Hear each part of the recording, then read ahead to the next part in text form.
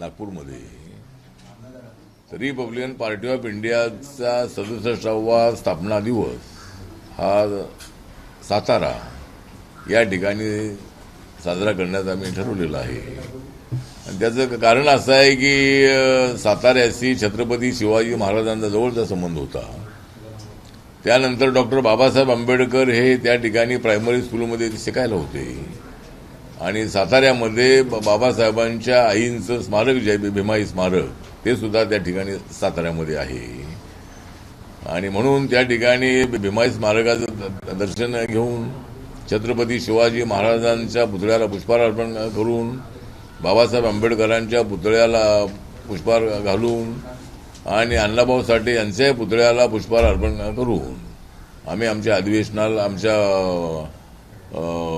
स्थापना दिवसाला आम्ही त्या ठिकाणी सुरुवात करणार आहोत. आणि छत्रपती शिवाजी महाराजांच्या घराण्याचे आदरणीय उदयनराजे भोसले आणि शिवेंद्रराजे भोसले हे त्या कार्यक्रमाला उपस्थित राहणार आहेत. आणि महाराष्ट्रातून हजारोच्या संख्येने लोक त्या ठिकाणी येणार आहेत. एक तर रिपब्लिकन पक्ष हा सर्व जाती जमातींना एकत्र करणारा पक्ष आहे आणि त्यामुळं रिपब्लिकन पक्ष हा सध्याच्या येणाऱ्या विधानसभेच्या निवडणुकीच्या संबंधामध्ये रिपब्लिकन पक्षाची सूचना मागणी एवढीच आहे की रिपब्लिकन पक्षाच्या शाखा सर्व जिल्ह्यामध्ये तालुक्यामध्ये गावागावामध्ये आहेत. रिपब्लिकन पक्षामध्ये किती गट असले तरी माझा ग्रुप जो आहे तो ग्रासरूटशी संलग्न असणारा किंवा लोकांशी संपर्क असणारा माझा ग्रुप आहे. पॅन्थरच्या कालखंडापासून मी संपूर्ण महाराष्ट्रामध्ये काम केलेलं आहे आणि त्यामुळं आम्हाला एक 10 ते 12 जागा मिळाव्यात विधानसभेच्या निवडणुकीमध्ये अशी आमची अपेक्षा आहे. लोकसभेमध्ये आम्ही 2 जागा मागितल्या होत्या पण आम्हाला 1 जागा दिली नाही. आणि मी राज्यसभेत असल्यामुळं मला शिर्डीमध्ये उभं राहायचं होतं पण मला तिकीट त्या ठिकाणी मिळालं नाही. तरी नाराजी बाजूला ठेवून मी महायुतीच्या कामाला मी लागलो होतो. नरेंद्र मोदींच्या सर्व सभा मी अटेंड केलेल्या होत्या आणि दलित मतं जी आहे ती दलित मतं ही अनेक ठिकाणी आमच्या महायुतीच्या उमेदवारांना मिळालेली आहेत. परंतु लोकसभेमध्ये मात्र आम्हाला मोठं अपयश आलेलं आहे. आम्हाला एक 35 ते 40 जागा मिळतील अशी अपेक्षा होती पण आम्हाला तेवढ्या जागा मिळाल्या नाहीत. राहुल गांधी आणि इंडिया आघाडीने मोठ्या प्रमाणामध्ये संविधान बदललं जाणार आहे, आरक्षण काढून घेण्यात येणार आहे अशा पद्धतीचे अफवा पसरवून लोकांशी ब्लॅकमेल करण्याचा प्रयत्न केलेला होता. पण आता या निवडणुकीमध्ये मात्र राहुल गांधीचं तोंड बंद झालेलं आहे. राहुल गांधी हे बाहेरच्या देशामध्ये गेले की देशाच्या विरोधामध्ये बोलत असतात. अनेक विषयांच्या संबंधामध्ये संभ्रम निर्माण करतील असे स्टेटमेंट करत असतात. त्यांनी अमेरिकेमध्ये जाऊन हे स्टेटमेंट केलेलं आहे की दलित, आदिवासी, ओबीसी आणि इकॉनॉमिक विकर सेक्शनला मिळणारं जे आरक्षण आहे हे वेळ आल्यानंतर आम्ही काढून घेणार आहोत अशा पद्धतीचं वक्तव्य करणाऱ्या राहुल गांधी यांना संपूर्ण देशामध्ये लोकांनी जाब विचारलेला आहे. अनेक ठिकाणी त्यांच्या विरोधामध्ये आंदोलन झालेलं आहे. त्यामुळं राहुल गांधी यांची प्रतिमा मलिन झालेली आहे आणि या निवडणुकीमध्ये आरक्षणाचा मुद्दा चालणार नाही आणि संविधानाचा मुद्दा चालणार नाही. त्यामुळं या निवडणुकीमध्ये महायुतीला चांगलं यश मिळेल आणि आम्हाला कमीत कमी 160 पेक्षा जास्त जागा मिळतील अशी आम्हाला पूर्णपणे अपेक्षा आहे. एक तर सत्तेचं वाटप हे चालू आहे आणि अनेक शिवसेना, बीजेपीच्या, राष्ट्रवादीच्या नेत्यांना महामंडळ दिली जात आहेत. आमच्या पक्षाला 2 महामंडळ द्यावीत अशी आमची मागणी आहे. त्यामध्ये महात्मा फुले मागासवर्गीय विकास महामंडळ आहे आणि इतर एखादं महामंडळ जे आहे ते आम्हाला द्यावं आणि 2 चेअरमनपदं आम्हाला द्यावीत आणि जे आता 12 आमदार हे नियुक्त राज्यपालांना नियुक्त होणार आहेत त्याच्यामध्ये 1 MLC RPIला द्यावी अशा पद्धती आमची मागणी आहे. एक तर आम्ही ज्या जागा मागितलेल्या आहेत आम्ही चंद्रशेखर बावनकुळेजी जे बीजेपीचे प्रदेश अध्यक्ष आहेत त्यांना एक यादी आम्ही दिलेली आहे आणि त्याच्यामध्ये खाली जागांची मागणी आम्ही केलेली आहे. सोलापूरमधली मोहोळ आहे, साताऱ्यामधली फलटण आहे, कोल्हापूरमधली हातकणंगले, मुंबईमधली धारावी, मालाड आणि मानखुर्द शिवाजीनगर, त्यानंतर नांदेडमधली ते देगलूर आहे, बीडमधली केज, जालन्यामधली बदनापूर, पुण्यामधली पिंपरी, नागपूरमधली उत्तर नागपूर, यवतमाळमधली उमरखेड, वाशिम प्रॉपर, नाशिकमधली देवळाली, अहमदनगरमधली शिर्डीमधली श्रीरामपूर, जळगावमधली भुसावळ, त्यानंतर संभाजीनगरमधली फुलंब्री आणि चंद्रपूर आणि उस्मानाबादमधली आपल्या धाराशिवमधली कळंब, अशा जागांची यादी आम्ही दिलेली आहे आणि त्याच्यामधल्या एक 10-12 जागा मिळाव्यात अशी आमची अपेक्षा आहे आणि त्याचा विचार नक्कीच आमचे महायुतीचे नेते करतील असा आम्हाला पूर्णपणे विश्वास आहे. सर हिंदी में जानना चाहेंगे. हाँ, तो रिपब्लिकन पार्टी ऑफ इंडिया की स्थापना हुई थी 3 अक्टूबर 1957 को. डॉक्टर बाबा साहब अम्बेडकर जी ने all India schedule caste federation की स्थापना की थी 1942 में. लेकिन बाबा साहब अम्बेडकर जी यहाँ लोगरो लोकसभा क्षेत्र से 1952 में खड़े थे. तो बाबा साहब अम्बेडकर जी को कांग्रेस पार्टी ने हराने का काम किया था. काजरोलकर नाम के कांग्रेस के कैंडिडेट ने बाबा साहब को हराया था. उसके बाद 1954 में बाबा साहब ने भंडारा से चुनाव लड़ा था लोकसभा का और वहां भी बोरकर नाम के महार समाज के आदमी ने बाबा साहब अम्बेडकर जी को हराया था. उसके बाद बाबा साहब ने सोचा कि मैं शेड्यूल कास्ट के नाम पर अगर मैं पार्टी चलाता रहूंगा तो मैं चुनकर आता नहीं हूं तो मेरे लोग कैसा चुनकर आएगी, मेरे लोग चुनकर आएंगे नहीं तो सत्ता कैसी मिलेगी, सत्ता नहीं मिलेगी तो लोगों का विकास कैसा होगा. इसीलिए बाबा साहब अम्बेडकर जी ने राम मनोहर लोहिया जी को एक पत्र लिखा था और उसमें बाबा साहब ने एक इच्छा व्यक्त की थी कि कांग्रेस के विरोध में एक ही पॉलिटिकल पार्टी होनी चाहिए और वो पार्टी का नाम होना चाहिए रिपब्लिकन पार्टी ऑफ इंडिया. तो राम मनोहर लोहिया जी को पत्र लिखा था लेकिन उसमें कोई ज्यादा बातचीत आगे नहीं गई और बाबा साहब अम्बेडकर जी का जो महापरिनिर्वाण है ये 6 दिसंबर 1956 को हुआ. उसके बाद 3 अक्टूबर 1957 को उनके अनुयायी ने नागपुर में इसकी स्थापना की थी. तो इस पार्टी के स्थापना दिवस के अवसर पर 67वां स्थापना दिवस हम सातारा में मना रहे हैं. सातारा एक छत्रपति शिवाजी महाराज की भी भूमि रही है. सातारा एक बाबा साहब अम्बेडकर जी ने जहाँ पढ़ाई प्राइमरी स्कूल की थी वो भी भूमि रही है और वहाँ बाबा साहब की जो माता जी थी भीमाई, उनका भी स्मारक उधर है.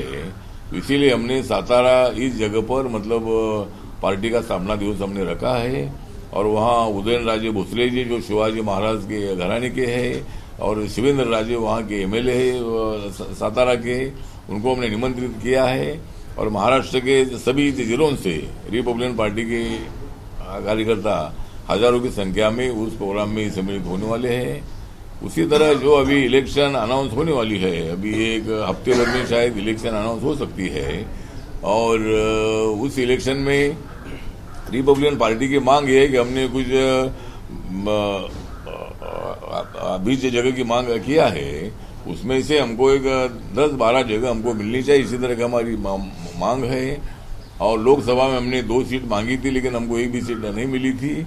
लेकिन अभी तो विधानसभा में हमको एक 8-10 सीट मिलनी चाहिए. इसी तरह की हमारी मांग है और उसके साथ साथ 2 महामंडल, एक महात्मा फुले कॉर्पोरेशन है और दूसरा एक महामंडल का चेयरमैन पद.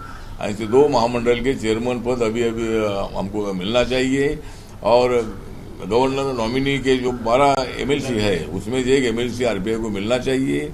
इसी तरह के हमारी सूचना है और आने वाले विधानसभा के चुनाव में जरूर मतलब महायुति की सरकार यहाँ चुनकर आएगी.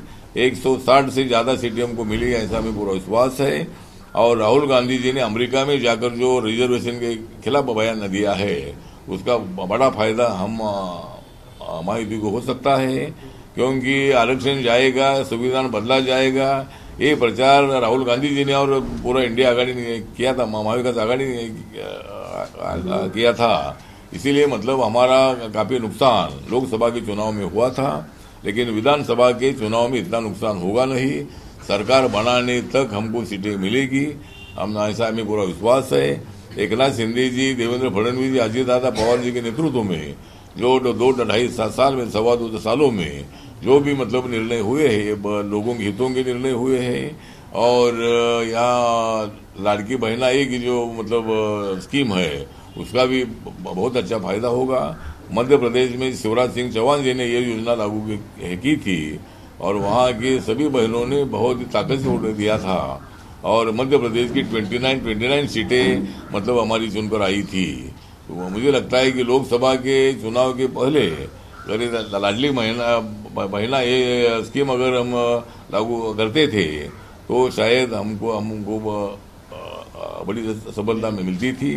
लेकिन ठीक बात है, तो अभी भी मतलब हम सब लोग अजीत दादा पवार जी हमारे साथ ही रहेंगे और बीजेपी, शिवसेना, राष्ट्रवादी कांग्रेस, आरपीआई और बाकी जो हमारे मित्र पार्टी के दल है, ये हम सब लोग मिलकर हम चुनाव लड़ेंगे और हमें पूरी अच्छी सफलता मिलेगी। आठवले जी, आपके मन मुताबिक सीट्स नहीं मिले तो क्या आप भी इंडिपेंडेंट लड़ेंगे, जैसे तीसरी आघाड़ी बन रही है महाराष्ट्र में?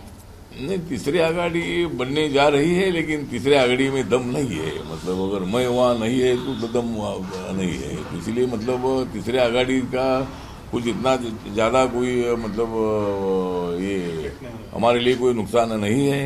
तीसरी आघाड़ी जो कुछ वोट लेगी उसका हमको फायदा हो सकता है, लेकिन मतलब इसीलिए मुझे लगता है कि मैं तीसरी आघाड़ी में जाने का विषय नहीं है।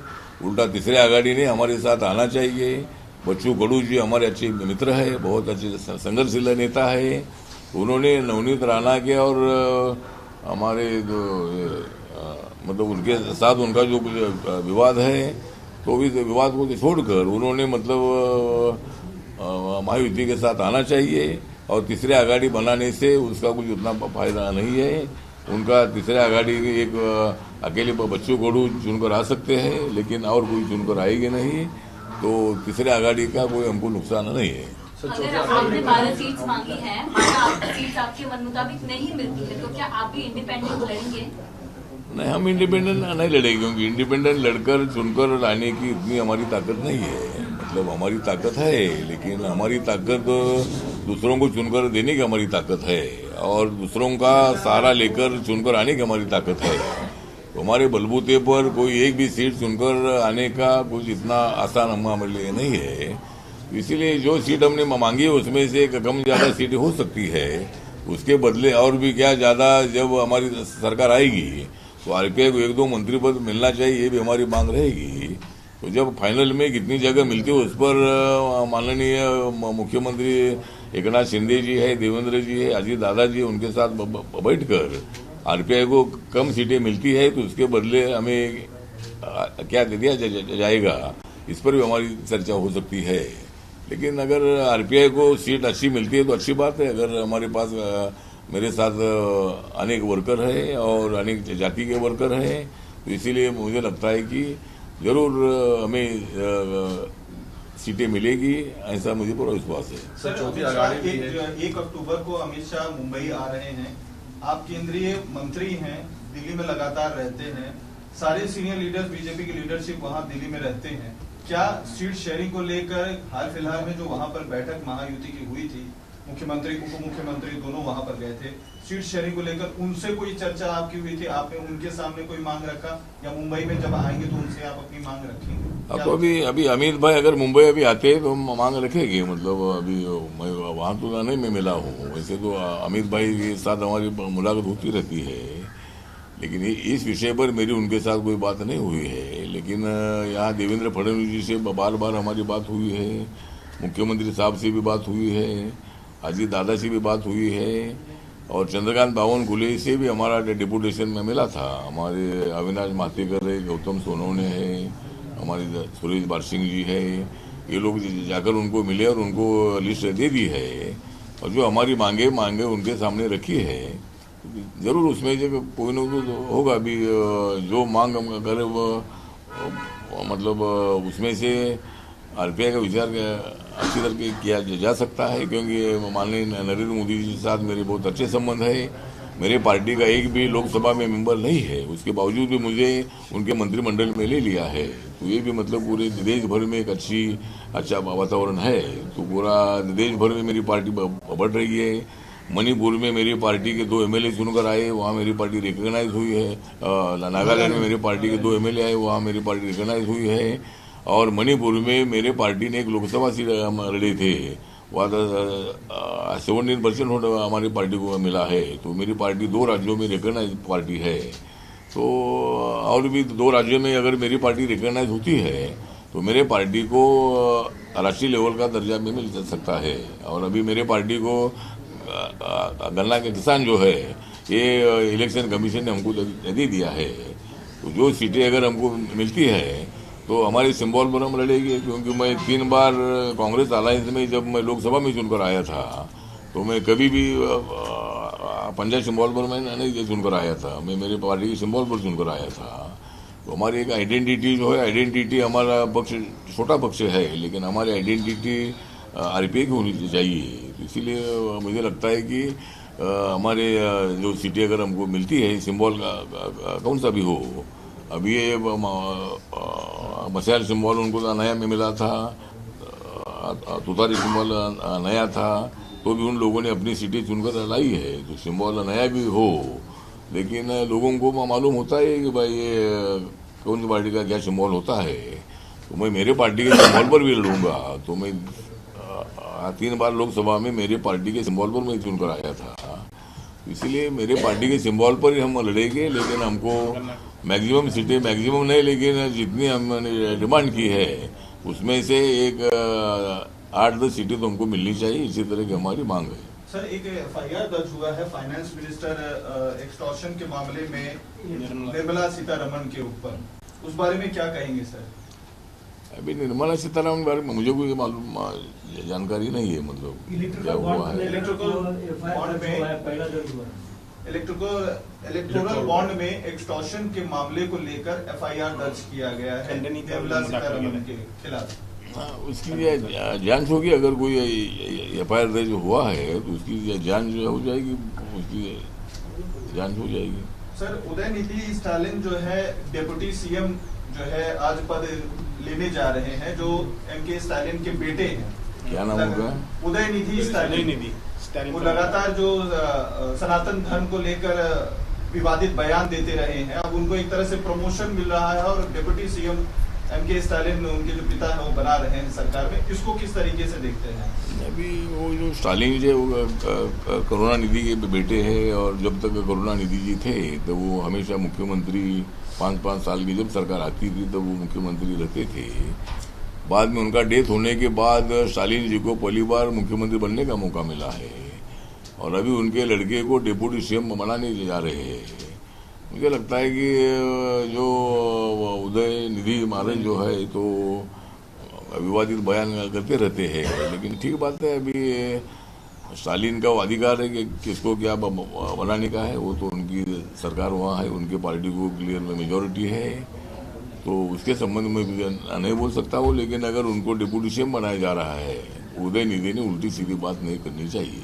परिवारवाद आप देख रहे हैं, जैसा कि लगातार प्रधानमंत्री परिवारवाद जो है कई सारी पार्टियों को बोलते हैं, प्राइवेट लिमिटेड टाइप की पार्टियां चल रही हैं, वही चीज तमिलनाडु में। हाँ, तो मुझे लगता है कि जो परिवारवाद जो है, परिवारवाद हर जगह पर दिखाई देता है।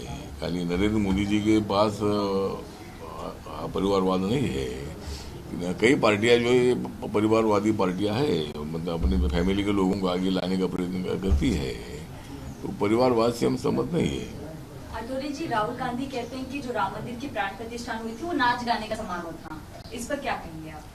मुझे लगता है कि नाच गाने का विषय नहीं है, मतलब ये समारोह था नहीं, ये था नाच गाने का।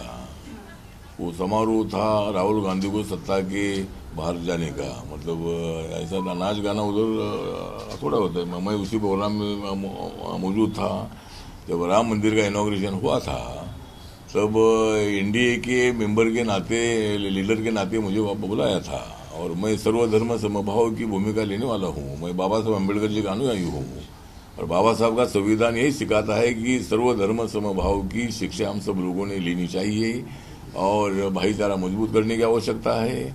तो मुझे लगता है कि राहुल गांधी जी ऐसे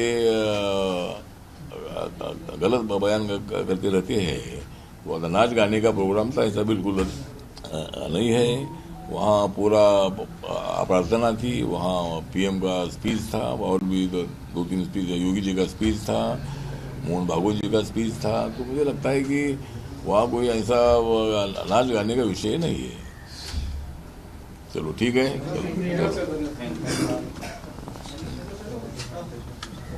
अरे मामा तेरा बोलतो आहे ना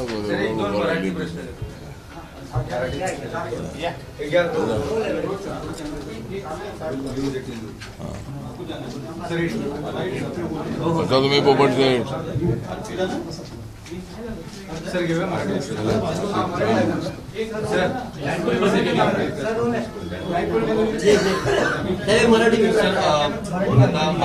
महाविकास आघाडी महाविकास आघाडी असेल, महायुती असेल आणि तिसरी देखील आता आघाडी निर्माण झाली बच्चू कडू यांची सर्व. कशा पाहता या सर्वांकडे, किंवा तुमची तयारी आहे का कोणती आघाडी करण्याची किंवा स्वबळावरती लढण्याची? नाही, स्वबळावर लढण्याची माझी तयारी बिलकुल नाही. कारण स्वबळावर लढून निवडून येण्याची तेवढी आमची ताकद नाही. पण इतरांना निवडून आणण्याची आमची ताकद आहे आणि अपोजिशनला हरवण्याची आमची ताकद आहे. त्यामुळं आम्ही निवडणूक लढताना इतरांच्या मतीवरतीच आम्ही विजयी होऊ शकतो. त्यामुळं स्वबळावर लढण्याची भूमिका आमची अजिबात नाही. पण आम्ही ज्या मागण्या केलेल्या आहेत त्या मागण्या आमच्या विचारामध्ये घ्याव्या आणि ज्या आम्ही 20 जागांची यादी दिलेली आहे त्याच्यामधल्या एक 10-12 जागा 8-10 जागा आम्हाला द्याव्यात अशी आमची अपेक्षा आहे. आणि एक 2 महामंडळाची चेअरमन पदं, त्यानंतर एक MLC पद आणि काय महामंडळाचे मेंबर जे आहे ते आम्हाला लवकरात लवकर द्यावीत अशी आमची मागणी आहे. तो बळावर लढण्याची माझी बिलकुल तयारी नाही. आणि तिसऱ्या आघाडीकडे मी जाण्यापेक्षा तिसऱ्या आघाडीनं आमच्या महायुतीसोबत यावं असं तिसऱ्या आघाडीला माझं आव्हान आहे. बच्चू कडू यांना एवढंच नम्र निवेदन आहे की रवी राणा आणि नवनीत राणा यांच्या वादामुळं आपण आमच्यापासून दूर जाऊ नका. आपल्यासारखा एक खंबीर नेता आमच्यासोबत असला पाहिजे आणि म्हणून आपण आमच्यासोबत यावं असं अजून आमचं त्यांना आव्हान आहे. येत्या विधानसभेसाठी तुम्ही देखील फडणवीस असतील मुख्यमंत्री यांच्याकडे काही चर्चा केली का, मागणी केली आहे का? त्यांच्याकडे अनेक वेळेला चर्चा केलेली आहे. म्हणजे रिपब्लिकन पक्षाला काही जागा मिळाव्यात ही आम्ही अपेक्षा व्यक्त केलेली आहे. रिपब्लिकन पक्षाला एकदम डावलून दलित मतं जी आहेत ही दलित मतं आपल्याला या महायुतीच्या उमेदवारांना मिळवायची आहेत. आणि आमची मतं जी आहेत ती बार्गेनिंग मतं आहेत. RPIमध्ये गट असलेही तरी माझ्या ग्रुपला मानणारा मोठा वर्ग शहरामध्ये खेड्यापाड्यामध्ये आहे. त्यामुळं आमच्या पक्षाला एकदम डावलून चालणार नाही आहे. तर आमच्या पक्षाला काही गोष्टी देणं अत्यंत आवश्यक आहे. माझ्याबरोबर अनेक वर्षापासून काम करणाऱ्या कार्यकर्त्यांना सत्तेचा थोडा सहभाग मिळाला पाहिजे आणि त्याचा प्रयत्न त्याचा या आठवड्याभरामध्ये विचार करावा अशी आमची मागणी आहे. ठीक है, हिंदी में जाना चाहेंगे?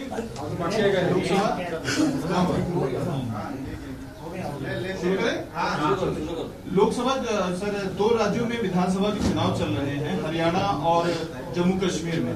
आप दोनों जगहों पर गए हैं, आपने चुनावी सभा भी ली है. क्या आपको वहां पर माहौल दिख रहा है उसके बाद? हाँ, तो जम्मू कश्मीर में माहौल ऐसा है कि वहाँ बीजेपी की सरकार आएगी. मेरे पार्टी के 4 कैंडिडेट कश्मीर में लड़ रहे हैं और उसमें एक ब्राह्मण पंडित है और 3 मुस्लिम कैंडिडेट है. तो वहाँ का माहौल मैंने देखा है कि वहाँ बीजेपी को सत्ता मिलेगी ऐसा वहाँ का माहौल है. नेशनल कॉन्फ्रेंस और कांग्रेस के खिलाफ उधर का वातावरण है, PDP के खिलाफ उधर का वातावरण है. और इन लोगों ने इतने साल सत्ता में रहकर भी फारूक अब्दुल्ला हो, उमर अब्दुल्ला हो या मुफ्ती महबूबा हो, इन लोगों ने वहाँ के लोगों के समस्याओं की तरफ ध्यान नहीं दे दिया है. जब से 370 आर्टिकल हटा है तब से वहाँ बहुत ही अच्छा डेवलपमेंट हो रहा है. नए नए प्रोजेक्ट आ रहे हैं, रेल वहाँ जा रही है, रोड अच्छे बन रहे हैं और बहुत सारे लोगों को रोजगार भी मिल रहा है. इसीलिए मुझे लगता है कि नरेंद्र मोदी जी के नेतृत्व में बीजेपी को बड़ी सफलता मिलेगी. जो 49 सीटें जम्मू की है वहाँ मैक्सिमम सीटें बीजेपी की चुनकर आएगी, और जो टोटल 90 सीटें हैं उसमें से कुछ सीटें जो है कश्मीर में भी चुनकर आएगी। और मेरे पार्टी के अगर 1-2 लोग चुनकर आते हैं तो मैं बीजेपी का समर्थन करने वाला हूँ, और वहाँ बीजेपी की सरकार ही आएगी, ऐसा पूरा विश्वास है। और हरियाणा में मैं कल जाकर आया, मैं सोनीपत, पानीपत, कुरुक्षेत्र में जाकर आया, और वहाँ का माहौल मैंने देखा कि लोगों के मन में बीजेपी को तीसरी बार सत्ता में लाने का विचार लोगों में दिख रहा है। मेरे सभाओं को भी अच्छा रिस्पॉन्स मिल रहा था, इसलिए मुझे लगता है कि हरियाणा में बीजेपी की सरकार आएगी, और अभी महाराष्ट्र में भी हमारी सरकार आने वाली है। कम से कम 160 के ऊपर हमको सीटें महाराष्ट्र में मिलेगी, और झारखंड में भी मतलब हमारी कोशिश रहेगी कि वहाँ भी बीजेपी की सरकार आ जाएगी, क्योंकि वहाँ भी मतलब वातावरण बीजेपी के फेवर में है। चलो ठीक है सर। काश्मीरचे नाव काश्मीरचे नाव क्या उमेदवारांचे नाव मतदारसंघ 4 लोगों का नाम लिस्ट एबीपी माझा, उघडा डोळे बघा नीट.